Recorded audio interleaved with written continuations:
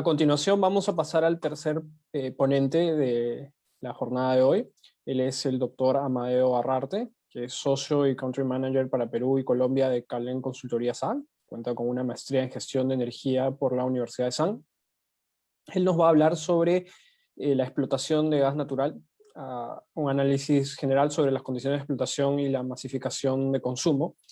Y solo para entrar de forma genérica en cuáles son los rasgos que definen este tema, hacemos notar que quizás la explotación de hidrocarburos es una de las actividades más controvertidas en relación a los beneficios finales que se perciben en la actualidad, sobre todo para consumidores finales, y eso genera muchos puntos divergentes. Desde ese punto de vista, ¿cómo podríamos evaluar el estado de la industria actual? ¿Podríamos decir que necesitamos reformas urgentes o cómo lograr un mayor aprovechamiento de cara al beneficio nuevamente de los consumidores finales? Y desde ese punto de vista también, en una segunda línea, ¿cómo podríamos evaluar el estado de la masificación del consumo de gas natural? ¿Cómo podríamos contribuir a mejorar esa masificación y cuáles son los factores que podrían afectar esos objetivos que han sido políticas públicas muy importantes durante los últimos 10 años al menos? Muchas gracias, doctora Arrarte.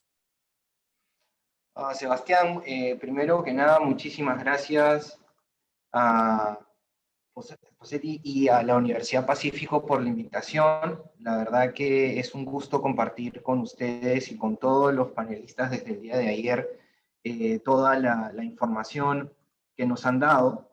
Es información en realidad súper relevante para el desarrollo de nuestro país y que, bueno, desde ahora, desde mi tema, que en este caso es el gas natural, pues vamos a empezar a hacer un pantallazo de todo el camino recorrido, qué es lo que hemos hecho, y a partir de eso ver qué nos falta por hacer o qué debemos mejorar y reforzar. Entonces, lo primero que vemos en cuanto al gas natural siempre es cómo están nuestras reservas, ¿sí? Y a partir de eso empezamos a sacar ya algunas conclusiones, como por ejemplo, como ustedes ven, los años 2009 y 2010, pues han sido años de las épocas de oro en cuanto al uso, a la explotación de recursos. Solamente en ese año, pues se llegaron a suscribir 33 contratos por año para la explotación petrolera y gasífera. Eso es algo que pues nunca más volvió a pasar, ¿sí? A partir de ahí, y como claramente lo pueden ver, empieza a reducirse la cantidad de reservas posibles, que es básicamente lo que se deriva de la explotación y exploración de nuevos recursos. Y a partir de ahí llegamos a los números que lamentablemente el Ministerio de Energía y Minas solo ha podido actualizar hasta el 2018, y es que aproximadamente lo que hoy tenemos como reservas hasta la sumatoria de probables y probadas es 12.5 billones de pies cúbicos, ¿sí? Eso es un montón de gas, es gas suficiente para de acá a unos 33 años, pero lo que tenemos que seguir siempre adelante es que mientras más exploración, más reservas, por ende, más recursos, y fomentamos un círculo virtuoso que no solamente genera recursos para el país, sino que genera, utilizando y gestionando bien esos recursos, pues obviamente una mejora en la calidad de vida de la población.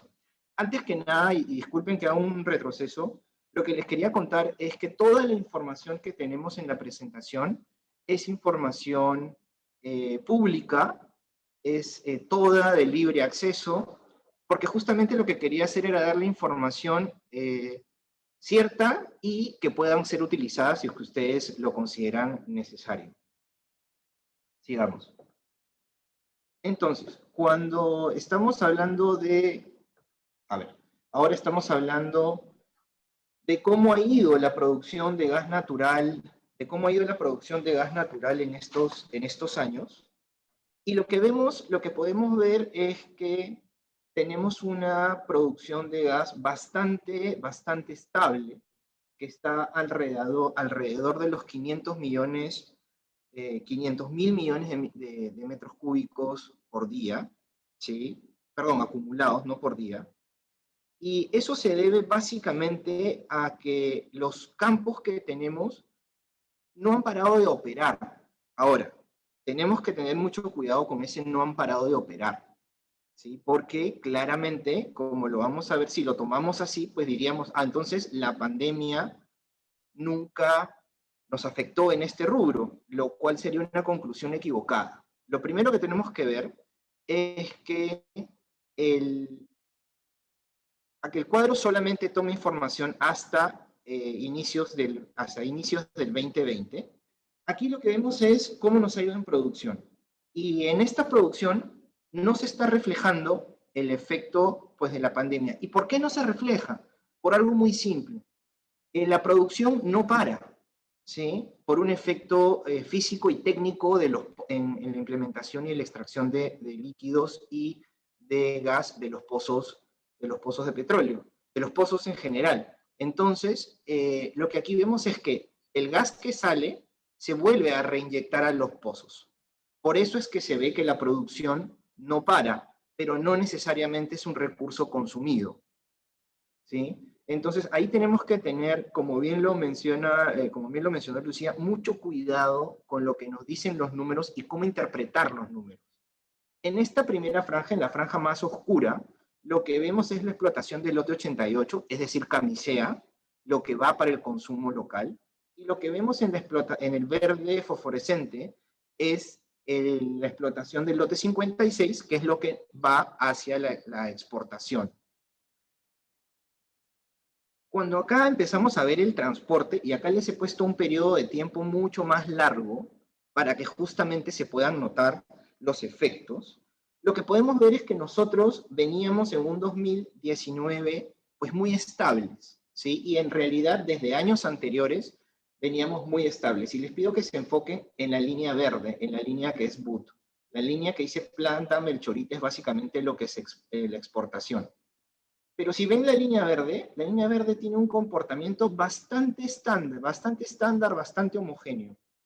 Hasta que llegamos, como pueden ver en la parte baja, hasta la pandemia. De estar en 700 millones de pies cúbicos a casi por día de transporte, pasamos a simplemente 115 millones de pies cúbicos por día, que es un poquito más de lo necesario para que el ducto opere con normalidad y con seguridad. Este es el efecto de la pandemia. Este es el efecto que después se empieza a corregir y empezamos hasta finales de mayo fue nefasto, empieza a corregir esa tendencia hasta hoy poder llegar nuevamente a niveles todavía no normales, pero ya estamos en los 608 millones de pies cúbicos por día, que es casi normalizado el efecto, al día de hoy. Cuando empezamos a ver el gas natural, ¿sí? Y acá esta es nuevamente información que hay que tener cuidado, pero que es la pública más última, de mayor uso y más y la última que está establecida en los CINARMIN, encontramos que básicamente cerramos el 2019, ¿cierto? Con también un consumo creciente en todos los sectores, salvo en el sector del gas natural, que es el tercer sector, o el segundo mirando de arriba hacia abajo. Y luego tenemos una tendencia bastante positiva, ¿cierto? ¿Qué pasó en el 20? Pues ya sabemos, se ve el mismo reflejo. Si prorrogáramos esta información, se vería el mismo reflejo que lo que pasó con TGP. Es decir, el volumen cayó drásticamente, casi de 600 millones de pies cúbicos día, casi a 120 millones de pies cúbicos día, que en este caso no es necesariamente exacto lo que se necesita, ¿sí? Se necesita la mitad para que los ductos funcionen, pero igual es una caída de consumo enorme, ¿sí? Hoy la tendencia también ya está totalmente, casi estandarizada, casi normalizada, y lo que tenemos que ver es cuál es la proyección de largo plazo justamente de esa misma demanda, que lo vamos a ver en las conclusiones, en la lámina de conclusiones, que ahí es donde vamos a tomar, digamos que más tiempo en el desarrollo. Ahora, hemos hablado de los volúmenes, hemos hablado de las reservas, los volúmenes y cómo estamos en esa línea. Ahora lo que pasamos a ver es, y acá hay una información, perdón, antes de eso hay una información más detallada de cómo están las cosas en distribución de gas natural. Y como pueden ver, acá lo que estamos viendo es que aproximadamente tenemos, tenemos 1.300.000 viviendas conectadas a nivel nacional. Eso representa casi 6 millones de personas que ya consumen, 6 millones de peruanos que ya se benefician con el gas natural. Obviamente, el reflejo de todo esto es Lima, y es la concesión de gas natural de Lima y Callao. ¿Por qué? Porque básicamente es donde está centralizado el mayor consumo industrial, de generación, residencial y comercial, y además es la que más tiempo tiene. Entonces, cuando nosotros empezamos a ver las otras concesiones, como por ejemplo es la concesión de Ica, que es la segunda concesión que se otorgó, vemos que tiene un avance considerable, han tenido muchas dificultades, ¿sí? Tanto es así que la concesión del norte y la concesión del sur, que son bastante más modernas, ya tienen más consumidores que los propios consumidores de Contugás o de la concesión de Ica, ¿sí? Entonces acá vemos que ha habido un trabajo, y eso básicamente es por un tema de diseño, de diseño de esa concesión que ahora lo voy a comentar. Por lo demás, como pueden ver, el consumo del gas natural está enfocado en los sectores medio, bajo y bajo, ¿sí? Básicamente porque es el fin primario del gas natural. El gas natural lo que busca es generar mejoras en la calidad de vida, mejoras en la economía familiar a través, y con ello contribuir a la calidad de vida, y sobre todo es donde más eficiencias se logran desarrollar. Hacia ahí está preocupado el Estado peruano en enfocar el consumo, lo cual es correcto, y esto es algo que es acompañado por los concesionarios hoy existentes.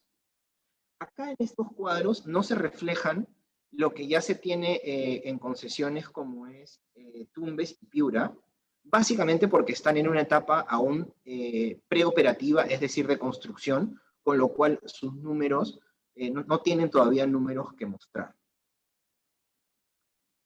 Acá lo que vemos es cuántas redes de distribución se han generado en Lima. Básicamente tenemos 12.000 kilómetros de redes acumuladas a la fecha, a abril de este año.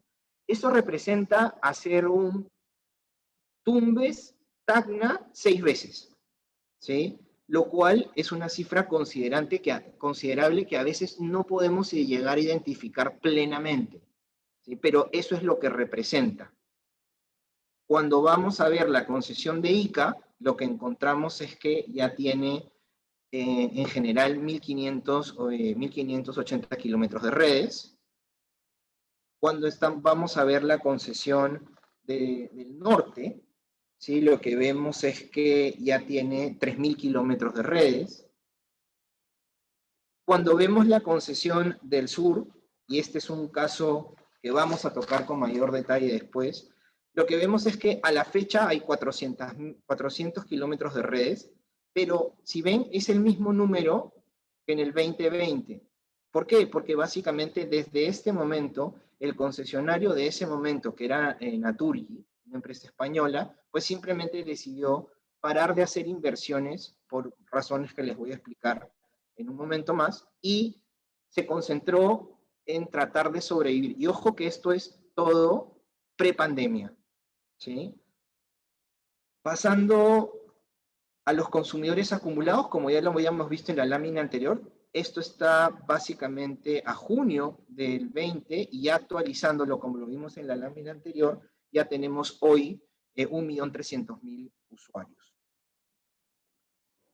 Ahora, una vez que hemos pasado por todos estos números y hemos visto lo que nos encontramos en la realidad, esta es mi lámina final y en realidad es una lámina en la que quiero detenerme para conversarla con ustedes.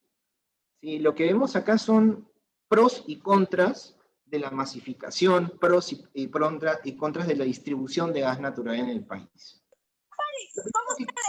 Lo primero que hay que comentarles es que desde mi perspectiva y desde mi conocimiento del sector gas natural, si quieren tómelo como que soy un optimista, pero lo que yo hago es ver el vaso medio lleno en esta situación y lo que digo es que la masificación del gas natural ya es una realidad. Y claramente ese es el primer punto de las cosas positivas, ¿sí? ¿Por qué digo eso? No porque 5 millones o casi 6 millones de peruanos que consumen gas natural sea un número representativo frente a la cantidad de peruanos que somos el día de hoy. Lo que pasa es que el consumo de gas natural y cómo se ha masificado no es solamente determinado por cuántas casitas están conectadas o cuántas industrias están conectadas. Lo que tenemos que ver es que ya todos los peruanos nos beneficiamos de energía eléctrica más barata porque el 50% de la energía eléctrica del país se produce con gas natural. Y eso ha hecho que ya tengamos más de 10 años de tarifas mucho más controladas y mucho más eficientes y más accesibles para toda la población y para todo el Perú.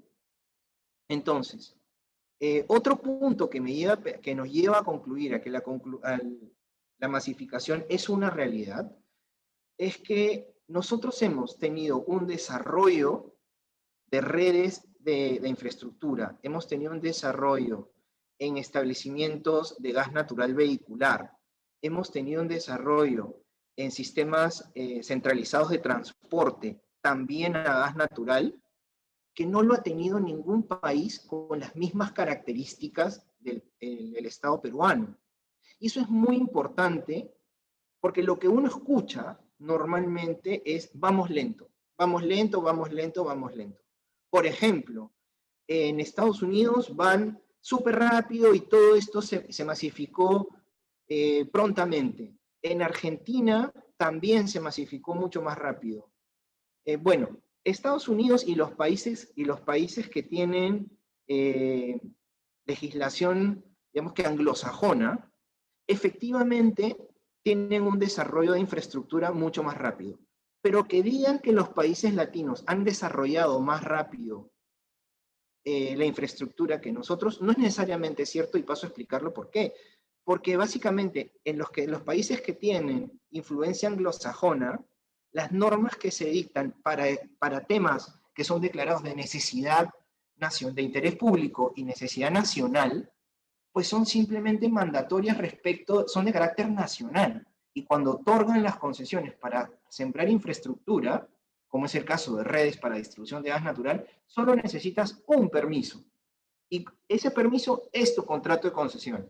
Y con eso estás facultado a desarrollar todas las redes que tengas que hacer y a conectar a quienes tengas que conectar, porque no necesitas tener mayor tramitología. Como ustedes saben, Latinoamérica y especialmente el Perú no es nuestro caso, ¿sí? En el Perú no hay, por más que está declarado de interés público y necesidad nacional, no es cierto que con eso ya se puede hacer todo, ¿sí? En el sector hidrocarburos y específicamente en el sector gas natural, las autorizaciones se tienen que obtener autorizaciones distritales, provinciales y regionales. Y adicionalmente, eso en realidad no es una, sino por cada una de ellas son dos, porque una es de obra y otra es de interferencia de vías. Entonces, la tramitología por la que se ve afectada el desarrollo de redes sin contar con los temas ambientales que sabemos que ya tienen un impacto en la tramitología muchísimo mayor, porque estamos hablando de plazos para obtener un EIA semidetallado, que es lo que aplica a estas actividades, y detallado cuando estamos hablando del transporte, por ejemplo, es de aproximadamente año y medio, año 8 meses, en el mejor de los casos. Entonces, no podemos comparar realidades distintas. Tenemos que enfocarnos en nuestra realidad y a partir de nuestra realidad evaluar efectivamente qué tan rápido o qué tan lento se han ido y qué factores han habido. Por eso es que yo soy un convencido que si los críticos de la lentitud del desarrollo de los sistemas tuvieran conocimiento de lo que nos enfrentamos, claramente su opinión sería otra, ¿sí? Y buscarían tratar de enfocarse en aquellos problemas que generan demoras justamente para promover una conexión mucho más rápida de usuarios. El otro tema importante es que por fin el uso del FISE se dio. El FISE es el Fondo de Inclusión Social Energético, que básicamente es un subsidio cruzado creado por el Estado. Muy buen trabajo, muy buen programa. Ha ayudado muchísimo al desarrollo de la masificación del gas natural. Está enfocado a los sectores más necesitados, como ven, como explicamos en esa diapositiva, medio, medio bajo y bajo. ¿Sí? Ya puede ser usado por todos los concesionarios. Antes solo lo podía usar Lima e ICA, pero solamente Lima efectivamente lo usaba porque ICA tuvo problemas contractuales respecto de lo que consideraban que conectaba con FISE, no podía ser parte del cumplimiento de sus objetivos. Entonces, hasta que no se destrabó ese problema, ICA no lo usó el FISE. Pero Cálida o la concesionaria de Lima sí lo hizo. Y eso fue básicamente lo que generó un crecimiento enorme desde el 2015 en las conexiones de usuarios. Desde esa fecha salieron tres concesiones más, si contamos la de ICA, y luego las concesiones del norte y del sur han venido peleando desde el día 1 porque las dejen usar los recursos del FISE justamente para poder no parar el ritmo de conexiones una vez que se acaben las primeras conexiones que ya tenían todo incorporado dentro de su contrato y por ende dentro de su tarifa. La preocupación era, oye, el día que se me acaben esas conexiones, mi conexión de una cocina para una familia va a pasar de costar 0 soles a costar 800 soles. Entonces, no me dejes en esa situación, dejan usar recursos del FISE para que la línea continúe. Después de casi 4 años de discusiones sobre ese tema, este año los han dejado usar. Y eso da una tranquilidad de continuidad en las proyecciones de crecimiento para los próximos, en realidad no solo 5 años, sino 5, 10, 15 años, hasta que se llegue a cumplir los índices de penetración de redes que normalmente es que de cada 10 personas se conecten 7 personas. Es un índice bastante alto y es un índice no de otros países, es un índice tomado de la historia de conexiones de usuarios en Perú. Lo siguiente, que fue un factor súper positivo, fue justamente el poder utilizar también esos recursos del FISE para construir redes en la vía pública para llevarle el gas a aquellos usuarios, sobre todo zonas residenciales, que por su consumo tan pequeño no hacen que sea económicamente viable extender infraestructura hacia esas zonas. Si bien existen mecanismos para extender estas líneas o redes de distribución a estos mecanismos, pero básicamente usado por los industriales, como es el pago de aportes o el pago de sobrecargos, ¿sí?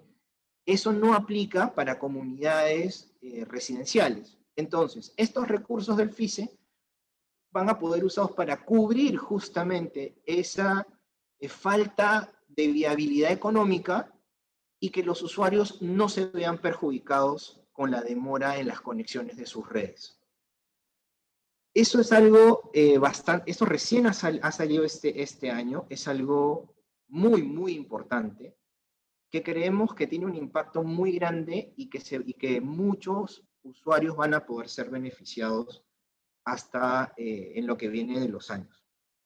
Ya hoy, como les comenté, ya hay 6 concesiones en el país. Tenemos la concesión de Lima, la concesión de Ica, la del norte, la del sur, la de Piura y la de Tumbes. Eso es motivo de celebración. Hay que seguir desarrollando concesiones, y aquí lo que tenemos que tener en cuenta es los modelos que vamos a usar para cada concesión. Si bien tenemos 6 concesiones hoy funcionando, cada concesión tiene un modelo distinto, ¿sí? Y eso hace que tengan complejidades distintas y que no se puedan implementar soluciones integrales que puedan servir para todas las concesiones. Es muy importante ver cómo se diseñan estos modelos. Tenemos que tener muy claro algo que dijo Gerardo y que también es súper aplicable para esto, es tenemos que separar la economía de la política. Cuando nosotros juntamos la economía y la política, distorsionamos modelos. Generamos, de repente, politizamos cosas, hacemos noticia, o hacen los políticos noticia, se ganan algunos aplausos, pero a largo plazo están generando bombas de tiempo. Cada vez que se modifica y se politiza un proyecto y que esto es otorgado en una concesión, cada vez que pasa eso, tenemos problemas. Primero, en la evaluación de la concesión por parte del propio inversionista, luego en la implementación y posteriormente en el desarrollo y en las conexiones a largo plazo, ¿sí? Y básicamente eso es lo que ha llevado a uno de los problemas que lo voy a comentar en un momento. Siempre tenemos que tener claridad en el desarrollo de concesiones. ¿Qué queremos? Gas barato para llevarlo a los más necesitados y generarles mayor beneficio en sus necesidades, una mayor satisfacción de necesidades. Ese es el objetivo. Si ese es el objetivo, que es totalmente económico y apolítico, ¿sí? Si nosotros nos enfocamos en eso y diseñamos concesiones económicamente para eso que se puede, todo se puede. Todo está hecho. No tenemos que inventar la pólvora. Tenemos que ver modelos que han funcionado, adecuarlos a nuestra realidad y sacarlos adelante. Vamos a poder lograr ese objetivo, pero no podemos perder de vista nunca ese objetivo. ¿Por qué? Porque siempre tiene un efecto, o en tarifas, o en conexiones, o en impactos sociales, pero siempre tiene un efecto. Entonces, el Estado tiene que darse cuenta que el diseño de concesiones es un efecto económico y tiene que tener una implicancia solo económica. Lamentablemente, el gas natural es la bandera política de todo el mundo, ¿sí? ¿Por qué? Porque tiene un impacto social enorme. Pero si de verdad quisieran desarrollar el gas natural y llevarlo a su máxima expresión de desarrollo, mientras más económico lo hagan, mayor efecto va a tener. Es muy importante esto que les digo de tener las 6 concesiones, porque lo que se ha formado ya es un corredor costero de gas natural, ¿sí? Y eso implementado con lo siguiente, que es la promoción del uso del gas natural licuado en el transporte pesado, es fundamental para la economía del país, porque está haciendo un ahorro enorme en el costo del flete en cada producto que se vaya a llevar a las viviendas. Entonces, ahí es donde está el futuro del el GNL, ¿sí? En el país, obviamente, va a seguir la exportación, pero lo que nosotros tenemos que ver es qué va a pasar en el país. Y el gas natural licuado, para efectos vehiculares, es súper potente y el impacto que tiene en el ahorro de la canasta básica familiar, básicamente por el ahorro del combustible en el flete, es enorme. Entonces, hacia ahí están yendo todos los incentivos, hacia ahí está ya el Estado tomando las riendas del juego y está buscando ver qué se necesita para poder seguir montando este corredor costero de gas natural y empezar a convertirlo en un green load o un transporte verde de justamente carga pesada. Como siempre, lo que hacemos nosotros en el país, y estamos bastante acostumbrados a eso, es poner la carreta delante de los caballos. ¿Sí? ¿Y qué existió primero? Bueno, primero se lanzaron Coavi, el concesionario del norte, y Cálida a construir las estaciones de carga de gas natural licuado vehicular cuando no existía un marco normativo aplicable. Y obviamente tenía que tener un marco normativo aplicable. Y es ahí el Estado, cuando se da cuenta que ya tenía que regular una situación que era beneficiosa y que ya estaba a puertas de ser implementada, que empieza a ajustar la normativa para poder hacer viable esto. Lo correcto es, y lo que la planificación lleva, es primero tener, obviamente, el marco normativo y luego desarrollar las actividades económicas. En nuestro país no es la primera vez que pasa, pero es muy importante tenerlo claro y por lo menos es muy importante que se haya hecho, ¿sí? Y que ahora ese modelo se siga copiando y se siga perfeccionando porque ahí es donde está el verdadero impacto en el ahorro en la economía familiar.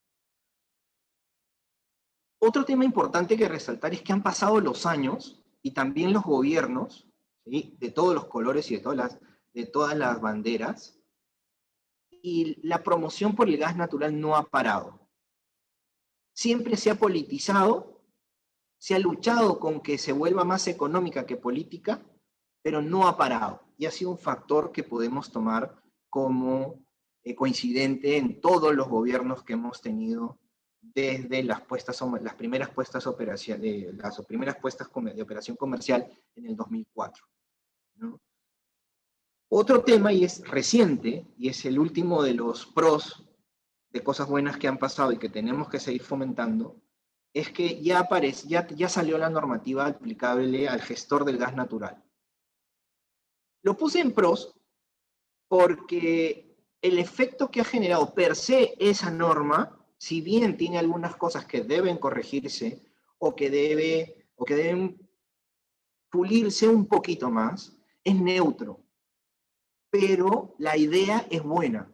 Alguien que administre o que tenga transparencia de lo que está pasando en el mercado del gas natural es importante. Es una suerte de, guardando las diferencias, el COES para el sistema eléctrico. Es una suerte de eso. ¿Sí? Con lo cual la intención es positiva, pero como en todo, el diablo está en los detalles, ¿sí? Y falta que Ocinermin procedimente bien cómo se va a aplicar la gestión del gas. Ahí está la clave de todo el tema y tenemos que seguir viendo con lupa lo que está pasando, sobre todo para que se refleje la realidad y para que no se violen ni principios contractuales ni principios constitucionales, que lamentablemente es algo que a lo que tenemos que estar muy atentos. Ahora, dejando las cosas buenas, pero pasando a las malas, y de que es donde más se aprende en realidad. Es la primera, y no puede ser otra, es que la pandemia no dio tregua. Bien lo decía, esto está en la misma línea que lo comentaba Lucía. Simplemente la pandemia ahogó a los concesionarios, ahogó a los usuarios, ahogó y entre los usuarios a los consumidores, a la industria, al gas natural vehicular, y se dio en un momento muy duro. ¿Por qué? Porque la normativa que se empezó a sacar para, digamos, que proteger a los usuarios, solamente miraba, tenía una cara de la moneda, solamente miraba a los usuarios, ¿sí? Pero no se daba cuenta que lo que tenía que hacer era atacar integralmente el problema. Y eso es usuarios y concesionarios, porque de nada sirve tener usuarios si los concesionarios están ahogándose en el camino. ¿Sí? Si los concesionarios no están cobrando, si los concesionarios no pueden pagar a sus proveedores, transporte o gas, se están metiendo en un círculo en realidad nefasto, en el cual, claro, el usuario está protegido, pero el concesionario no. Al no hacerlo, el que termina afectado es el concesionario, o se podría haber afectado el concesionario, y nunca sales de ese círculo. Entonces, ahí se tomaron decisiones solamente mirando a los usuarios, algunas muy apuradas, ¿sí?, que tuvieron que ser corregidas a la carrera, pero que generaron impactos económicos enormes y adicionales a los que ya la propia pandemia estaba generando. Estamos diciendo que si se redujo el consumo y por ende la facturación en un 80%, lo que estamos diciendo es que la economía de dichas empresas se vio duramente afectada, ¿no? El Doctor, siguiente perdone tema que... que lo interrumpe, pero nos dicen que estamos ya con el tiempo ajustado. Si podría ir, por favor, Sí, ayudarnos para cerrar ya en los estamos por siguientes cerrar. minutos. Muchas gracias. El siguiente, no te preocupes, el siguiente tema que es pues muy lamentable y que no se puede repetir es que perdimos a uno de los jugadores más grandes del mundo en gas natural, y es que se fue Naturgy del país básicamente porque ya tenía problemas, el Estado lo sabía, no tomó la acción correspondiente porque no, en realidad no los llegaba a dimensionar. Llegó la pandemia, lo terminó de ahogar, y simplemente después de más de 2 años de estar tratando de explicarle al Estado los problemas que tenía, pues simplemente se fue. Bueno, eso es algo que no puede volver a pasar. Nosotros tenemos que tener los brazos abiertos para jugadores mundiales de ese nivel que quieran invertir en el país y no hacerles la vida a cuadritos para que se vayan. O sea, eso es algo tremendo. Lo siguiente es que ya tenemos un quinceañero en el sector y es el gasoducto del sur. Eso es en realidad terrible. No puede ser que un proyecto que va a beneficiar a los concesionarios del sur, que va a beneficiar a los usuarios de la zona sur y que va a servir de seguridad energética y eléctrica para el país, tenga 15 años y no se pueda implementar. Y por el contrario, hoy lo que hay son discusiones legales que lo que hacen es no saber cuándo va a tener una fecha cierta para que se desarrolle. ¿Aprendemos después de eso? Pues lamentablemente no, porque aparentemente se nos viene otro quinceañero, y es el proyecto de distribución de gas natural, el proyecto de 7 regiones. Este proyecto, si bien no tiene 15 años, tiene 7, ¿sí? Empezó en el 2000, acá tengo mi dato, perdón que mire, en el 2014, y hoy, al 2021, lo único que pasa es que los concesionarios, los interesados se retiran, se prorroga la fecha de presentación de propuestas y se enmarca todo bajo la idea de, no, es que estamos viendo si es que hay más interesados.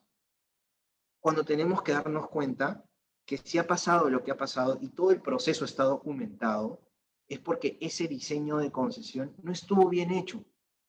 Y díganme ustedes si no va a ser un problema terrible el que la zona de donde sale el gas, que es del Cusco, ¿sí?, tenga el gas, primero, lo esperado por más de 7 años.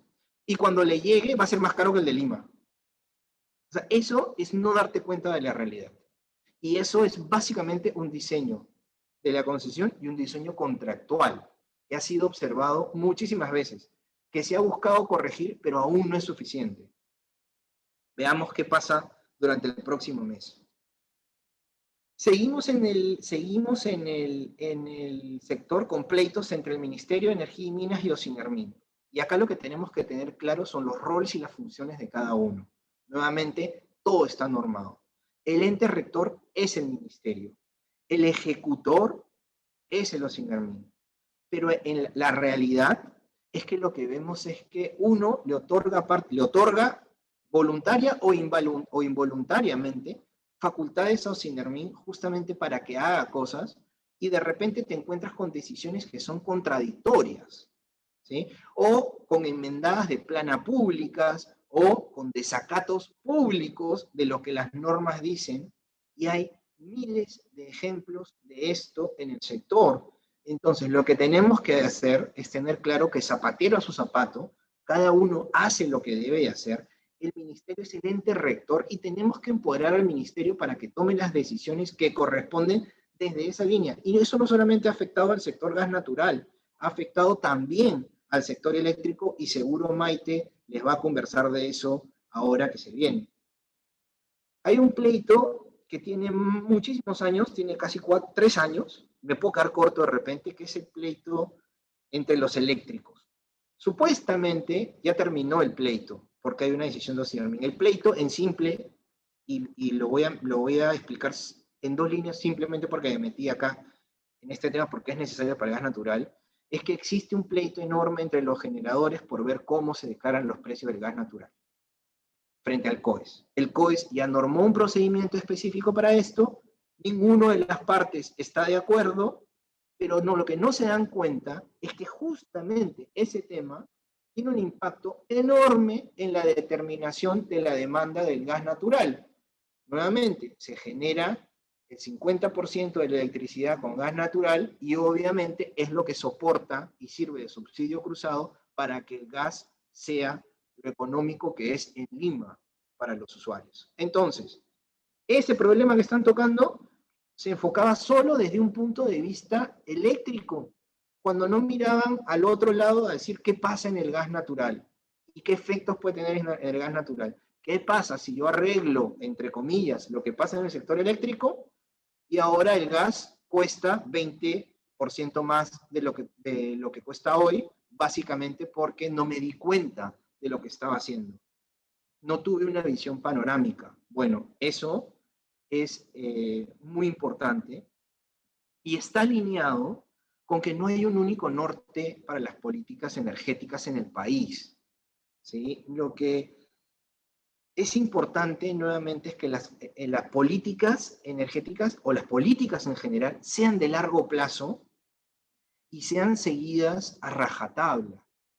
Tuve la suerte de un profesor mío en la Universidad de Yale, fue Daniel Kahneman. Él es psicólogo, economista y fue premio Nobel en economía. Él fue un profesor invitado a la Universidad de Yale justamente cuando yo estuve. Y él tenía una frase, nos dio una frase impresionante, que fue: las políticas públicas sirven hasta que se empiezan a crear políticas públicas para entender las políticas públicas primigenias. Y es cierto, eso es lo que pasa. Establecemos un norte y empezamos a cambiar las cosas, empezamos a corregir, cuando en realidad el norte está claro. Si uno quiere pensar en el futuro, ¿sí?, tiene que pensar ya no hoy, como se está haciendo en el sector eléctrico, en la electromovilidad. Si de verdad quieres pensar en el futuro y quieres tener políticas energéticas de largo plazo, en lo que tienes que estar pensando ya es en el hidrógeno, ¿sí?, ya no en el eléctrico.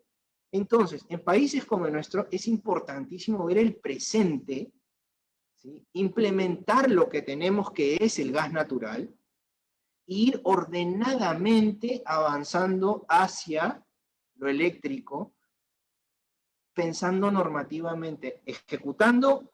Primero, ya ejecuté el gas natural, estoy ahora, ya desarrollé el marco normativo para lo eléctrico, lo empiezo a ejecutar y ya estoy pensando en el marco normativo para el hidrógeno. Eso es lo que nosotros no podemos darnos el lujo de pensar en lo eléctrico o en el hidrógeno si es que no tenemos no tenemos solucionado los recursos que más utilizamos en el país, por ejemplo, para el tema de para el tema de transporte, que justamente es uno de los mayores contaminantes con los que vive Lima. Lima es la segunda ciudad más contaminada por debajo de México DF. ¿Sí? Entonces, y es por el transporte. Entonces tenemos que usar lo que tenemos para descontaminar. Y bueno, el punto final y de cierre es que nosotros estamos descuidando un mercado, y es el mercado del gas natural, que como veían en la gráfica que les presenté, en lugar de crecer como todos, se estancó a partir del 2015, y del 15 para la fecha lo único que ha hecho es empezar a decrecer. ¿Por qué? Porque tenemos, por un lado, sobreregulación en el gas natural vehicular y falta de regulación en el GLP vehicular.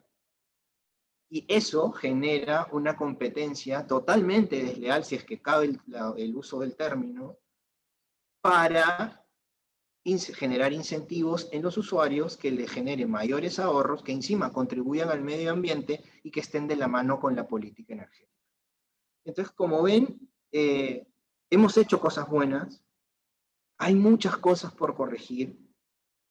¿Qué pasará en el futuro? ¿Qué pasará en las próximas elecciones? Pues simplemente todavía tenemos una gran interrogante, y pues seguramente podríamos dar todo una charla sobre ese tema, pero nuevamente creo que lo importante es rescatar lo que tenemos, ver la apertura que hay en el mercado, respetar nuestra Constitución y seguir adelante, no cambiando el modelo, sino gestionando mejor el modelo. Es básicamente lo mismo que nos ha dicho Gerardo en telecomunicaciones y Lucía en agua y saneamiento. Hay que gestionar mejor el modelo, y con eso, ese es el mensaje que les dejo, y con eso termino.